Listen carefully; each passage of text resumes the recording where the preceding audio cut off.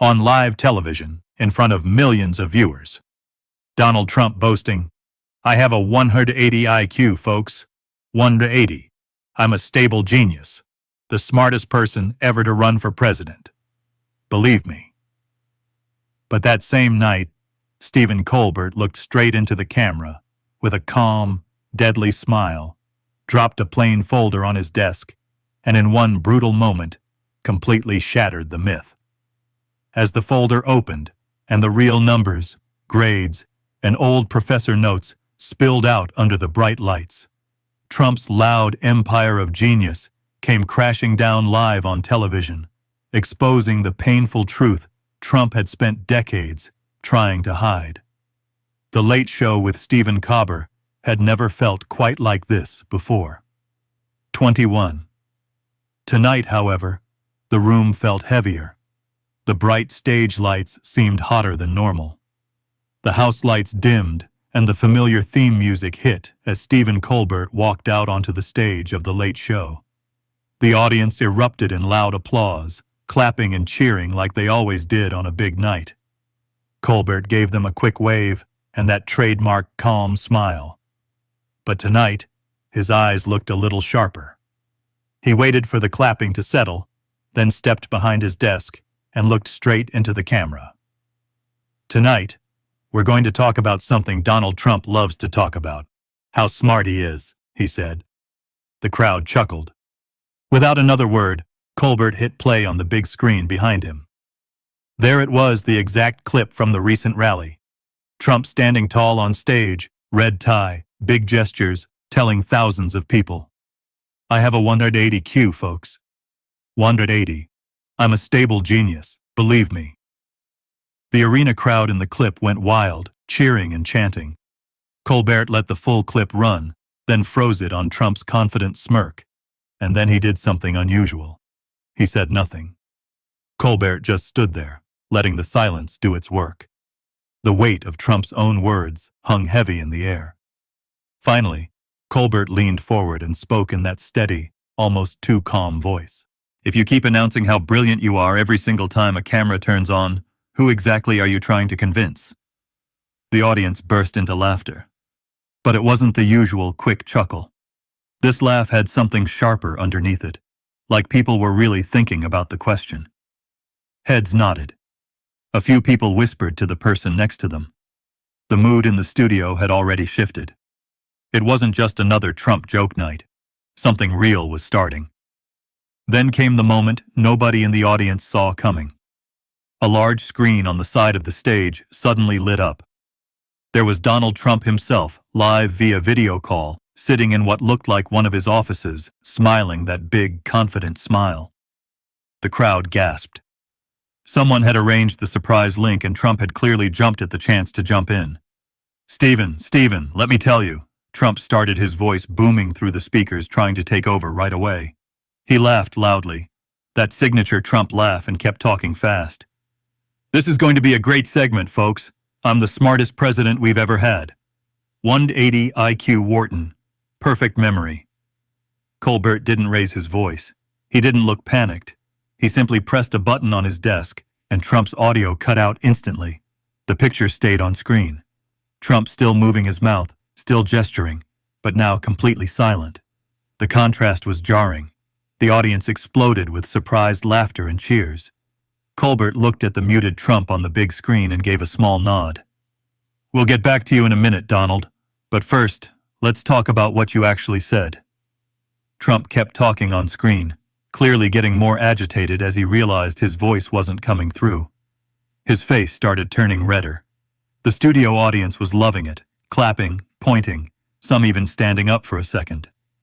Then Stephen Colbert reached under his desk with no big flourish, no drum roll, no dramatic music.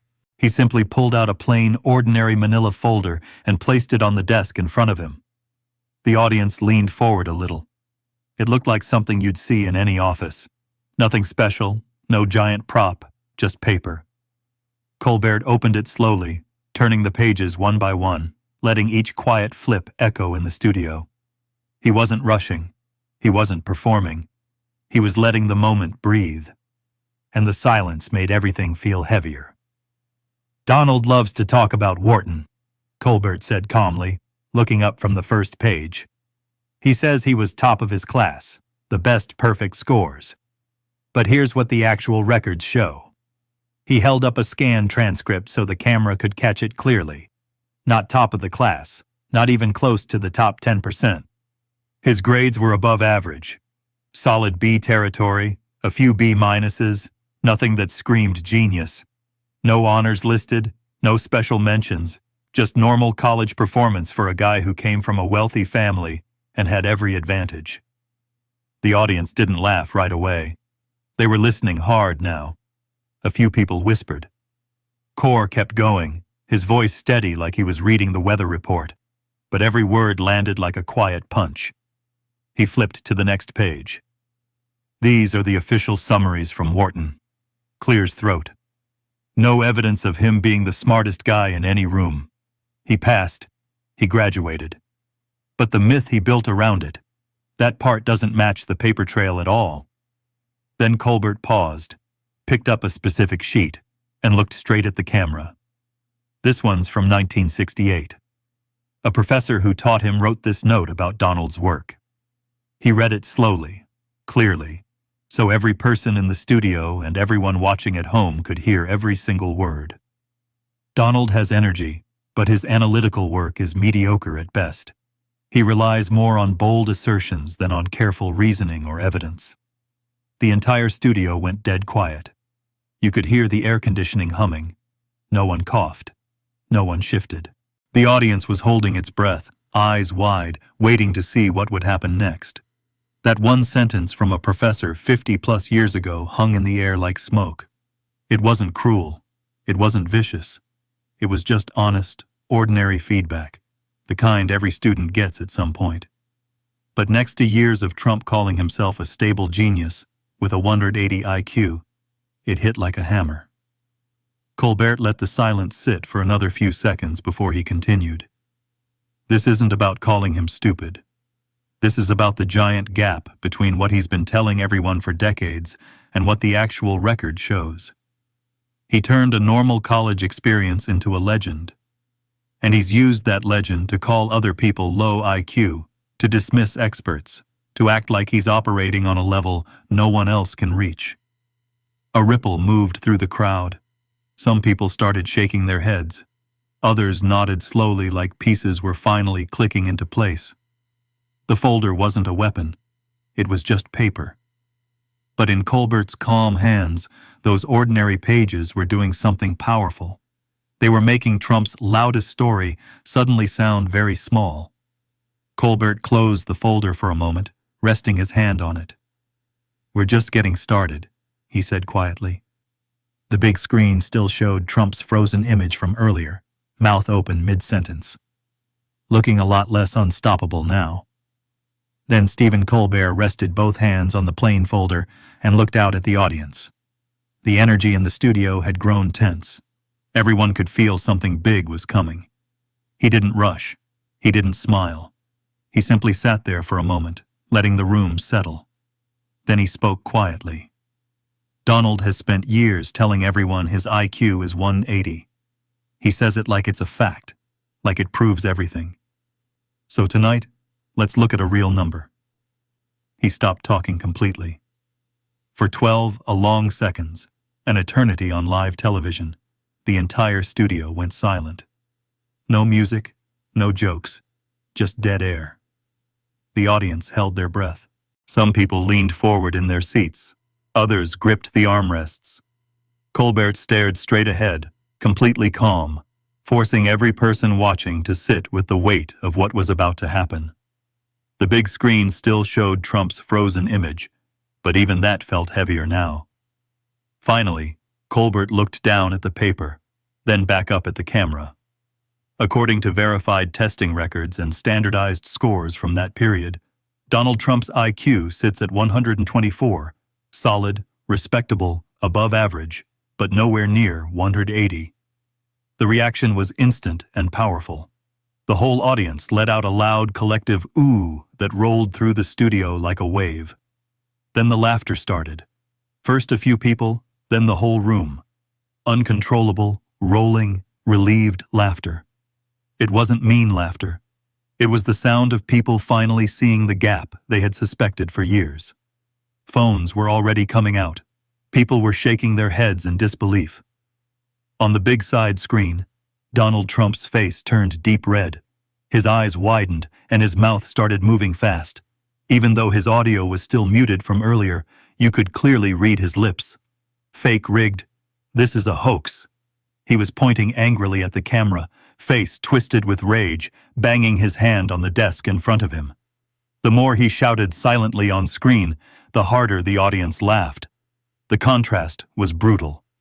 Trump melting down in perfect silence while the studio erupted around him. Colbert waited for the laughter to ease just a little, then continued in that same steady voice. This is not about calling him stupid. Nobody here is saying that. This is about something much bigger. This is about spending decades weaponizing a lie, turning an ordinary number into a crown, using it to call everyone else low Q, using it to dismiss scientists, generals, judges, reporters, anyone who dared to disagree with him. He didn't just exaggerate. He built an entire identity on it. And he used that identity like a weapon against the rest of the country. The laughter slowly faded into something sharper. Murmurs, nods, and a few people even clapping. The mood had completely changed. What started as a late-night comedy segment now felt like a serious reckoning. Colbert flipped to another page in the folder and kept going. He told us he had the best memory, perfect test scores, the greatest instincts, but the actual record never backed it up, not even close. And every time someone asked for proof, he attacked them instead of showing the papers. Trump on the screen was still fuming, gesturing wildly, clearly demanding to be unmuted. His face had gone from red to almost purple with frustration.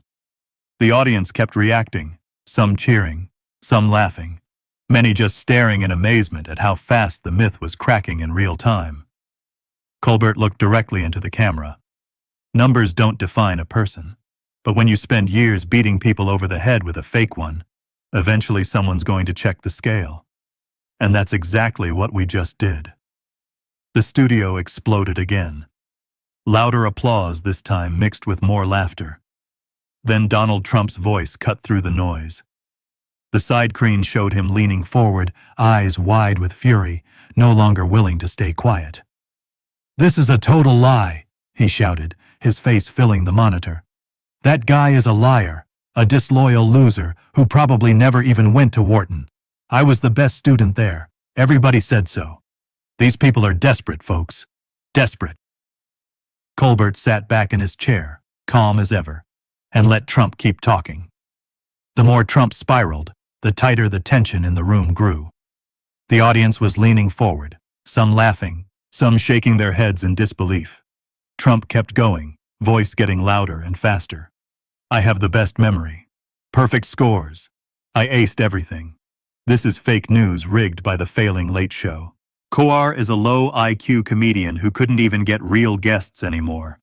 Instead of fighting back with jokes, Colbert quietly flipped open the folder again. He held up another scanned document on the big screen. An old email chain from 1967 between professors. "Donald, you said you have the best memory," Colbert said evenly.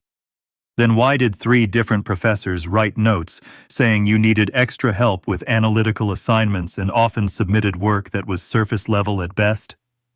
Trump froze for half a second, then exploded even harder. "Those are fake, totally fake documents. I'll sue you. I'll sue the school. I'll sue whoever gave you those lies." His face was bright red now, sweat visible on his forehead. He was breathing heavy, pointing aggressively at the camera. "Success is the only test that matters. I built a huge empire. I became president. That's the real proof, not these little papers you're waving around." The audience started reacting louder. Some people booed Trump's shouting. Others laughed at how frantic he sounded. Colbert didn't raise his voice once. "You keep saying numbers don't matter, but then you obsess over them. You say success is the only test, yet you've spent decades lying about the test you actually took. Which one is it, Donald? Trump tried to talk over him, but his words were tumbling out faster, repeating the same attacks. Low IQ, rigged, witch hunt, fake. He was spiraling. The same phrases he always used, but this time they sounded more desperate than powerful. The audience could see it. The man who always controlled the narrative was losing control right in front of them. Colbert let the silence return for a moment after Trump's latest outburst. Then he said quietly, "This is what happens when the myth gets challenged. You don't defend the record. You attack the people asking questions. That's not strength. That's panic." Trump slammed his hand down on the desk in his office. "I'll sue every one of you. This show is finished. You're all finished." His voice cracked slightly as he yelled, "I'll sue you all." Over and over. The studio audience lost it. They rose to their feet, cheering, laughing, clapping wildly. The roar was massive. People were pointing at the screen, some shouting back, "Go ahead and sue." The energy was raw and electric. The cheers in the Ed Sullivan Theater had barely died down when Donald Trump completely lost control on the big screen. His face filled the monitor red and furious as he switched into full attack mode. "Stephen Colbert is a very low IQ guy," he shouted, jabbing his finger toward the camera. "A failing comedian.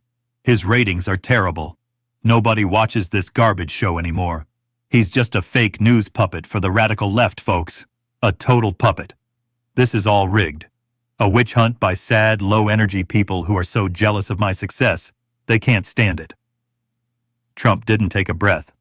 He kept firing non-stop. "I'm the smartest person to ever run for president. Everybody knows it.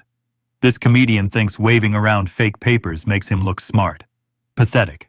Very, very sad. Colbert has no talent, no ratings, and no brains.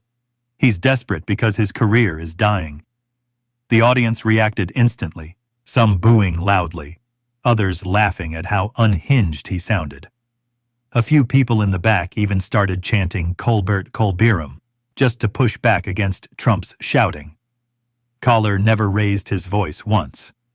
He stayed sitting calmly behind his desk, completely composed, and slowly flipped to the next page in the plain manila folder.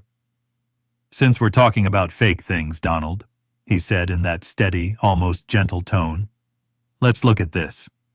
He held up a scanned document on the giant monitor so everyone could see it clearly. It was an old email exchange from Trump's time at Wharton, along with a signed agreement and payment receipt. "This proves you paid another student to write several of your major essays and papers. Here's the signature. Here's the email confirmation. And here's the receipt showing how much you paid multiple times." The audience let out a loud collective gasp. People leaned forward in their seats, murmuring and whispering to each other. The documents were crystal clear on the big screen. Colbert continued without any drama in his voice.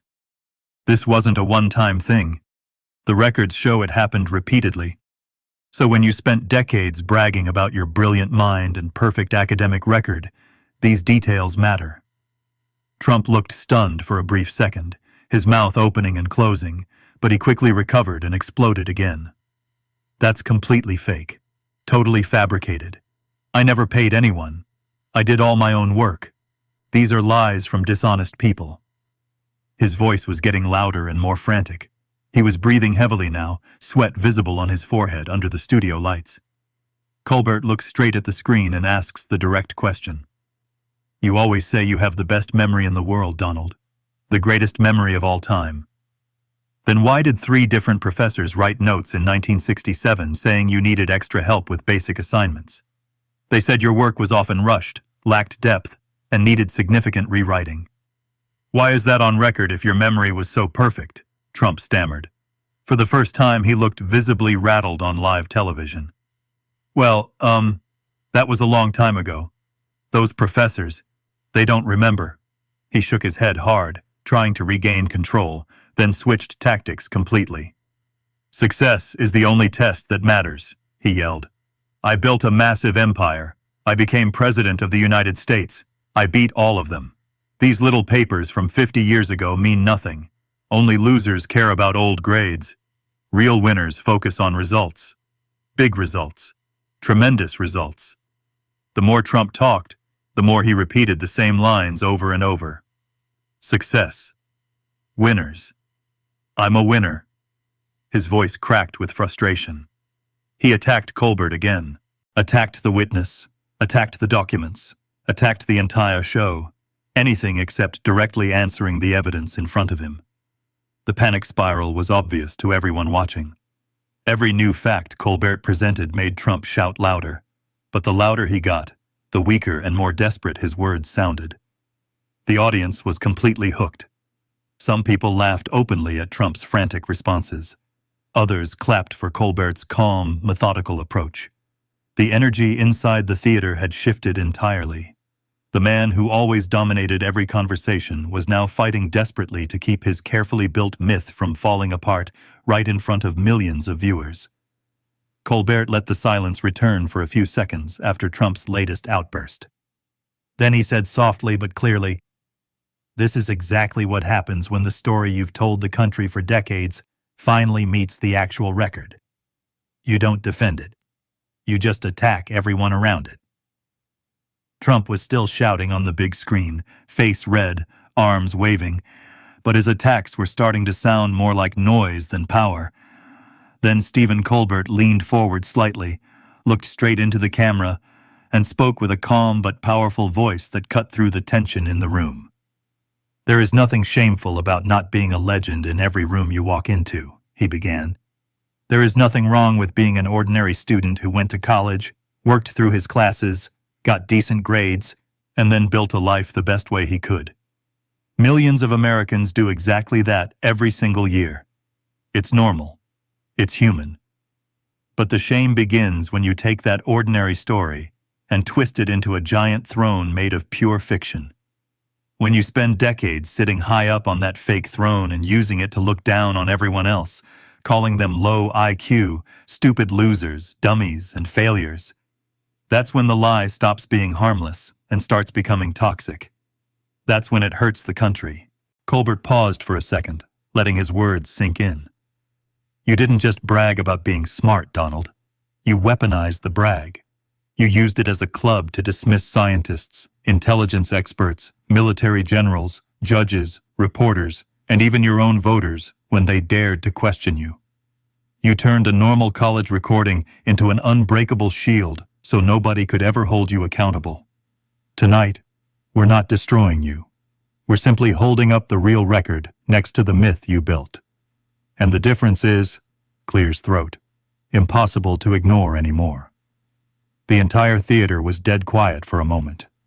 Then the audience rose to their feet as one. The applause started strong and quickly turned into a thunderous, sustained standing ovation that lasted a full 45 seconds. People clapped with real force, some cheering loudly, others whistling, a few even wiping tears from their eyes. The sound filled every corner of the Ed Sullivan Theater like a wave. It wasn't polite applause. It was deep, emotional, and cathartic.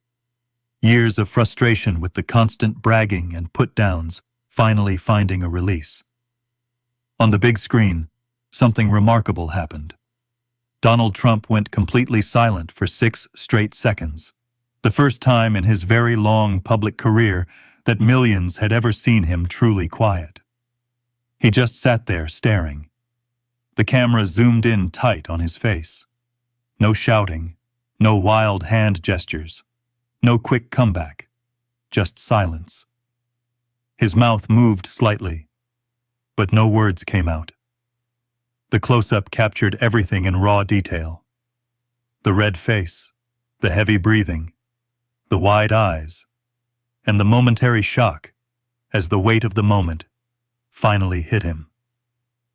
For those few seconds, the loudest man in American politics had nothing to say. When the long ovation finally began to settle and people slowly sat back down, still buzzing with emotion, Colbert delivered the final devastating line in that same calm, measured voice. "You don't actually use intelligence the way serious people use it," he said. "You don't use it for clear judgment, for learning from mistakes, for careful thinking, or for carrying real responsibility. Instead, You use the idea of intelligence like cheap costume jewelry. You flash it under the bright lights. You wave it around. You hope it sparkles enough that nobody bothers to look too closely or ask if it's real. But when someone finally picks it up, weighs it in their hand, and tests it, the illusion falls apart completely. The audience erupted once again, this time with even louder cheers, and another round of sustained applause. Many stayed standing, nodding hard, pointing at the screen. The line had struck something deep. Trump's face on the monitor tightened visibly. He looked smaller in that moment, the usual bluster replaced by clear discomfort and exhaustion. He opened his mouth to respond, but the words came slower, weaker, less sure than before. Colbert sat back slightly in his chair, the plain folder still open on the desk, like a quiet witness to everything that had unfolded. The Late Show credits had barely finished rolling when Donald Trump stormed onto his phone. Still red-faced from the live segment, he immediately began firing off tweets. Rigged show, fake documents, low IQ Colbert. This is the biggest witch hunt in history. My IQ is 180 and everybody knows it. Total hoax. He posted again and again, trying desperately to regain control of the narrative. But it was already too late. The clips from the episode were spreading across the internet at record speed. Within the first hour, the moment Colbert revealed the real IQ number had been viewed over 15 million times. The witness confrontation was everywhere. By morning, the entire segment had been clipped, meme, and shared more than any late-night moment in years. Trump's furious tweets only made it worse. Every angry post became fresh fuel for the fire. A week later, the story reached its final explosive chapter. On the next episode of The Late Show, Stephen Colbert welcomed a new guest, a retired Wharton professor who had taught Trump in 1967. This time there was no blur, no voice change. The professor, now in his 80s, walked onto the stage carrying a thick folder of his own. "I kept everything," he told the audience. "I never throw away student work." He then held up scanned copies of Trump's actual exam papers and essays from that year. The documents appeared on the big screen in high resolution. Red ink comments covered the pages. "Lacks depth, needs major improvement. More analysis required." The audience reacted with loud gasps and sustained applause. That same evening, Donald Trump was forced to respond. He went live on his own social platform, something he rarely did under pressure like this. For the first time in his very public life, his voice shook. "These professors, they're being paid off," he said. But the usual fire was missing. His hands trembled slightly on camera. "This is all fake. I was the best." His words trailed off for a second. He tried to recover with the old slogans, but they sounded hollow now. Millions watched the live stream, and many noticed the same thing. The roar wasn't the same anymore. It had cracks in it. Clear's throat. Back in the studio on the night of the original episode, long after the audience had gone home, Stephen Colbert sat alone at his desk. The stage lights were dimmed. The big screens were dark. Only a single spotlight remained on, shining down on the plain manila folder that had started it all. He picked it up, flipped through the pages one last time, and then gently closed it. "Myths die," he said quietly to the empty theater. "When someone finally makes them sit still long enough to be measured." He stood up, turned off the last light, and walked off stage. The theater went completely dark. For a few seconds, the only sound that remained was the faint echo of the audience's laughter from earlier that night, still ringing through the empty seats like a reminder that something real had shifted. The loudest myth in modern politics had been forced to sit still under bright lights, and once measured, it would never sound quite the same.